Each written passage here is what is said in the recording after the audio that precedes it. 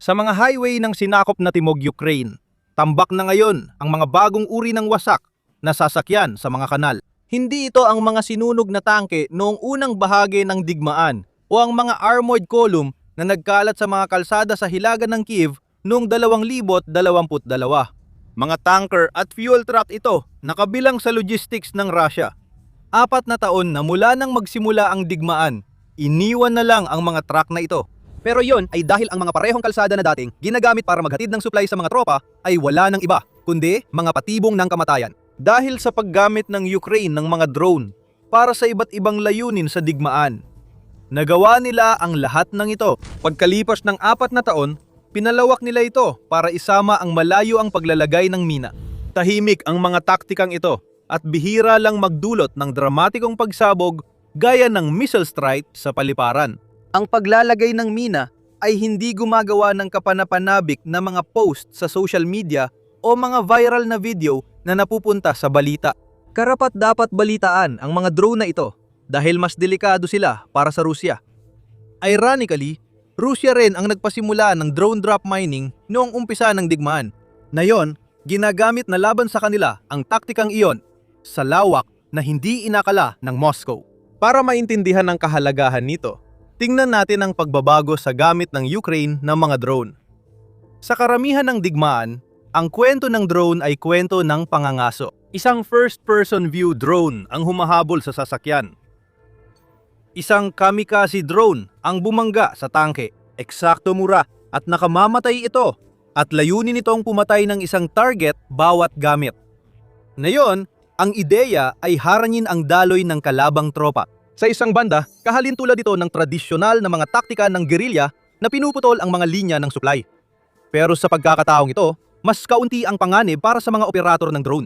Noong huling bahagi ng Mayo, tinukoy ng Ministro ng Depensa ng Ukraine na si Mikhailo Fedorov ang taktikang ito at inanunsyo ang programang Logistics Lockdown. Ayon sa kanya, layunin nilang palakasin ang mga pag-atake sa likod ng Russia at sirain ang kakayahan nitong mag-supply sa sariling opensiba. Hindi ito isang malabong hangarin. Suportado ng kagawaran ng tanggulan ang proyektong nagkakahalaga ng humigit kumulang $113 milyong na direktang ipinadala sa mga drone brigade na napatunayang kayang tamaan ang logistika ng Russia. Sa Ukraine, merit-based point system ang nagdidikta kung saan napupunta ang pera. Mas magaling ang performance ng unit, mas maraming resources ang nakukuha ng crew. Magbubukas ang ikalawang yugto ng sentralisadong bidding para maramihang pagbili ng medium-range strike system na may tiyak na target na saklaw. Tinatawag itong middle strikes ng Ukraine na tumatama sa mga target ng Russia. 20 hanggang 300 kilometro mula sa front line. Madalas doon kinokolekta ang supply bago makarating sa trinsera, kaya napuputol ang lifeline ng frontline. Ipinahayag ni Fedorov na naapat na nila ang pagkasira ng mga logistics, bodega, depot at command post ng Russia simula noong umpisa ng 2026. Mahalaga ito dahil naapektuhan ng logistics ang kakayahan ng Russia sa pag-atake.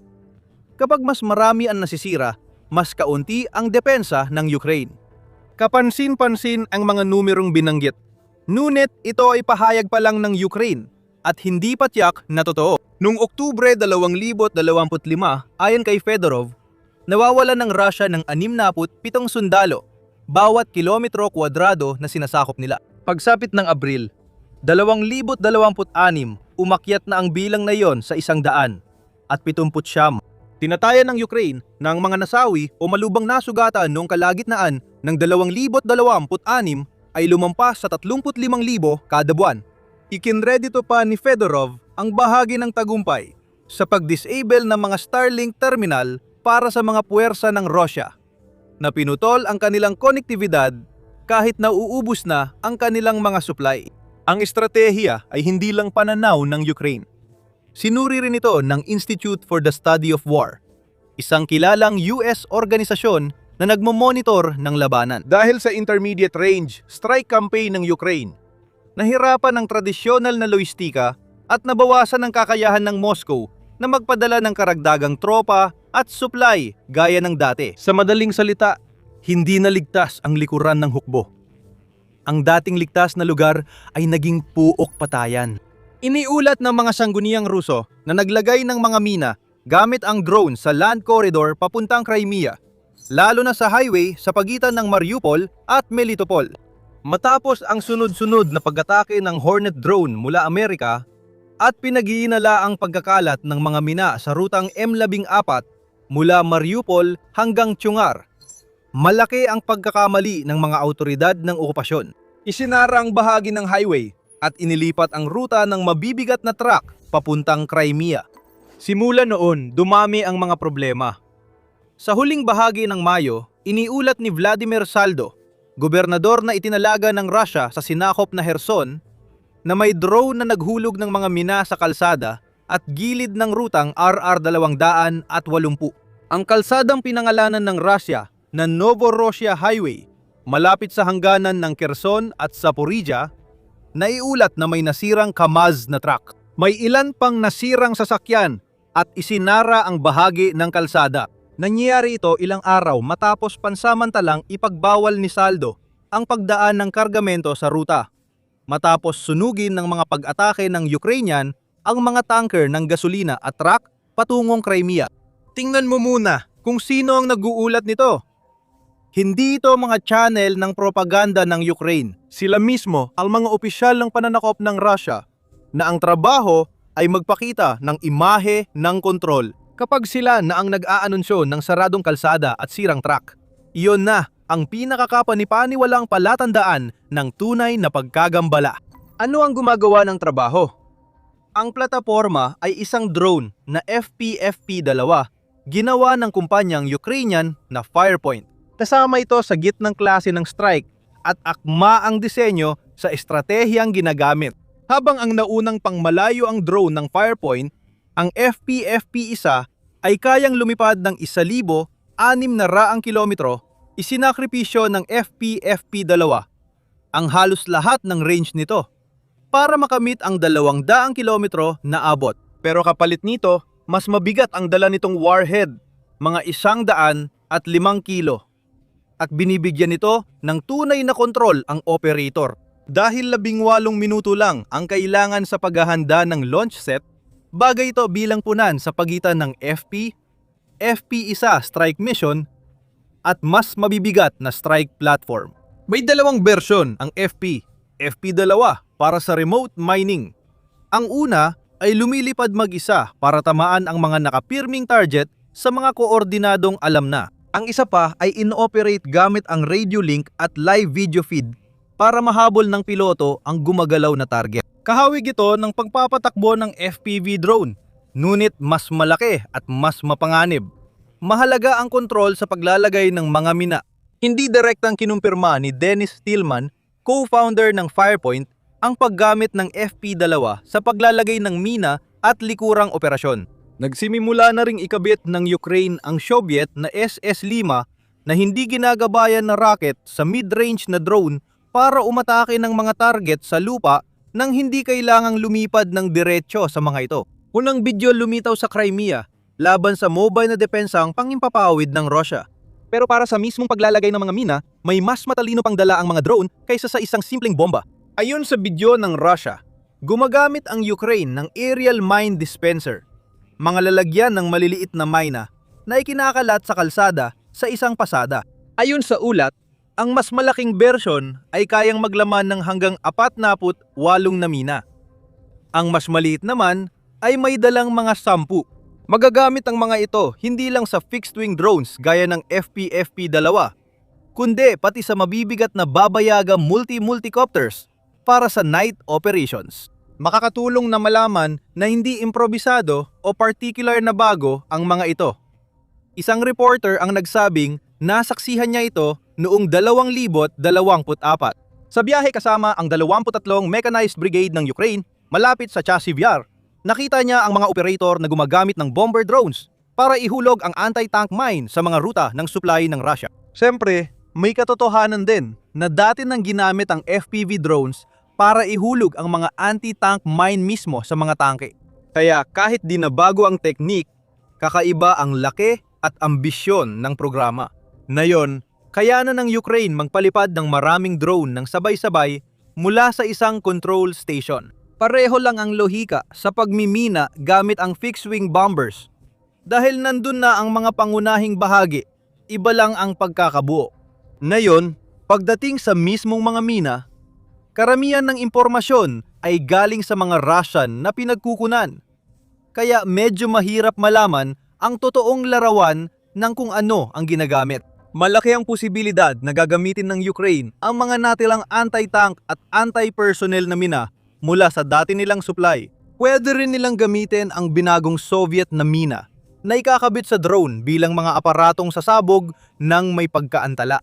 Mas malabo ng kaunti ang independenteng ebidensya, pero pareho pa rin ang direksyon. May analyst na nagsabing ang mga mina ay 3D printed molds na may motion sensitive o posibleng magnetic influence fuse at sapat lang na pampasabog para hindi gumalaw ang sasakyan. At ang salitang yon, hindi makagalaw, ang siyang pinakapunto. Hindi naman talaga kailangang wasakin ng mga minang ito ang kahit ano.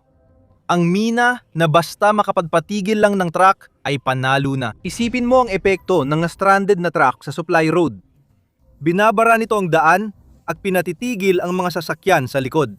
Nagkakaroon ng bara, isang kumpol ng mga nakatigil na sasakyan na nagsisiksikan sa isang lantad na highway, na eksaktong uri ng target na hindi gumagalaw na pinapang-arap ng isang drone operator. Ang mina, kailangan lang mapahinto sandali ang unahan ng convoy para matapos ng iba ang trabaho. Isipin mo yung kilalang 42 milyang convoy ng mga tangke noong 2022. Maaring nangyayari din ang parehong bagay sa mga mahalagang supply line ng Russia. Lahat dahil sa mga drone na mura lang gawin at gumagamit ng mga teknolohiyang handa nang gamitin. Nauunawaan ito ng mga Ruso at nagbabala na ang kanilang mga military blogger. Nagbabala ang Russian war blogger na military informant na kahit maliliit na mina sa kalsada ay maaring magparalisa ng transportasyon dahil kailangang ulit-ulit ihinto ang trapiko para inspeksyon at pagtanggal ng mga ito. Isipin mo ang hindi pagkakapantay-pantay. Ang kamikaze drone strike ay tumatarget lang ng isang sasakyan. Ang mga minash na ikinalat ay patuloy na banta sa mga sasakyan sa kalsadang iyon hanggang sa malinis. Isang hulog lang, maaaring magsara ang highway. Isa pang Russian war blogger na kilala bilang Arkanghel ng Special Forces ay nagreklamo na halos isang buwan nang delayed ang logistics nang aapektuhan ang delivery hanggang sa harap ng labanan. Pinakamalaking ebidensya nito ay likas na ugali ng tao. Ayon sa ulat mula sa sinakop na Crimea, tumatanggi na ang mga driver ng fuel truck bumiyahe ng walang dagdag na katiyakan sa kaligtasan. Mga katiyakang syempre, wala namang talagang makakapagbigay. Umabot na talaga sa puntong mas pipiliin ng mga binabayaran driver na wag na lang bumiyahe sa mga kalsadang ito. Pero ang mga mina ay isa lang sa mga patong. Bago tayo magsimula, mag-subscribe muna sa The Military Show. May marami kaming ganitong pagsusuri at araw-araw kaming naglalabas ng mga video sa mahahalagang balita. Balik tayo sa malayong kampanya ng paglalagay ng mina na madalas unang ginagawang atake ng Ukraine. Isipin ang sitwasyong ito. Hindi lang isa ang banta sa isang Russian driver na nagdadala ng supply patimog. Dumadaan siya sa patong-patong na interdiction zone. Sa itaas niya, nakaabang ang mga FPV ambush drone na handang bumagsak. May drone din na may AI na kayang tukuyin at ilak ang target ng halos di na kailangan ng tao. Ang air defense na dapat protection sa kalsada, sila na ngayon ang tinutuges. Ngayon, sa ilalim ng mga gulong niya, laging may posibilidad ng mina sa kalsada, banta mula sa himpapawid at lupa, sabay-sabay sa isang bahagi ng aspalto. At ang lawak nito, ang tahimik na pagkabigla ng kwento. Ang rutang M14 sa pagitan ng Mariupol at Melitopol ay nasa humigit kumulang 100 hanggang 150 kilometro sa likod ng front line. Para maglagay ng mina sa ganung layo, kailangan ng Ukraine ng fixed-wing drones o long-range system tulad ng mid-strike platforms gaya ng FP2. Kaya hindi lang sa contact line ng banta, kundi pati na sa buong likurang bahagi ng Russia sa timog. Kung gusto mo ng patunay na epektibo ito, tingnan mo lang ang sitwasyon sa mga gasolinahan sa Crimea. Pagsapit ng Hunyo 2026, lubang tinamaan ng krisis sa gasolina ang peninsula. Nagpatupad si Sergei Aksyonov, gobernador na suportado ng Moscow, ng limitasyon sa karaniwang gasolina at kailangan na ng fuel coupons para makabili. Sa Sevastopol, tahanan ng Black Sea Fleet ng Russia, iniulat ng mga saksi ang mahahabang pila sa gasolinahan at mga residente na ilang araw nang walang gasolina. Ibinunyag ng opisyal na paliwanag ang totoong nangyayari. Binanggit ng mga opisyal ng Russia na ang dahilan ay ang drone attack ng Ukraine sa mga truck ng gasolina sa Novorossiya Highway na nag-uugnay sa mainland Russia at Crimea. Inamin ng mga gobernador ng Crimea at Sevastopol na tatagal ng hindi bababa sa 30 araw bago marisolba ang problema at nakiusap ang isa na huwag magpanik. Narito ang detalyeng nag-uugnay sa buong estratehiya mula mismo sa Russia. Para makarating sa Crimea, ang gasolina ay hindi talaga dinadala sa Crimean Bridge para sa kaligtasan. May ilang gasolina na dinadala sa ferry patawid ng Kerch Strait, pero nakadepende ito sa panahon. Ang land corridor na dumadaan sa mga minahan at binabantayang highway ng drone ang pangunahing ugat at alam na ng Ukraine kung saan ito pipigain. Ito ang dahilan kung bakit higit pa sa nasirang mga truck ang kampanyang ito. Apektado na ang pangkaraniwang buhay sa peninsula. Nagkaroon ng pila sa gasolinahan, rasyon na may kupon, at 30 araw na hindi tiyak na palugit. Kapag ang digmaan sa malayong highway ay nagdudulot ng walang laman na tangke ng gasolina sa kotse ng sibilyan sa Sebastopol, usapin na ito ng estratehikong epekto, hindi lang taktika.